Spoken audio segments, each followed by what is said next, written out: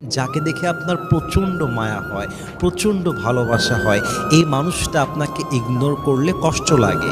এই মানুষটাকে মেসেজ দেওয়ার পরে যদি ডেলিভার্ড হয় কিন্তু সিন না হয়, কষ্ট লাগে। সিন হয়, রিপ্লাই না আসে, কষ্ট লাগে। রিপ্লাই আসে কিন্তু হোম, ইয়েস, নো, আপনার কষ্ট লাগে। কারণ কি? আপনার এই মানুষের প্রতি মায়া আছে, ভালোবাসা আছে, আবেগ আছে।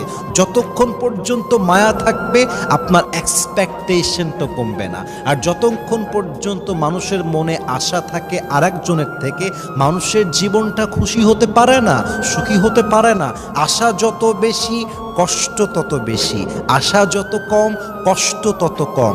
যাকে দেখে যত বেশি আপনার মায়া হয়, এই মানুষটা আপনাকে তত বেশি কষ্ট দিয়ে ভাঙবে। আরে মানুষ তো এমন প্রাণী, যদি আপনি মানুষকে বলেন যে তোমাকে ছাড়া আমি বাঁচতে পারবো না, মরে যাব, মানুষ এত বেঈমান যে আপনাকে শেষ পর্যন্ত মেরেই ফেলবে। ঠিক কিনা বলেন আপনার সবাই?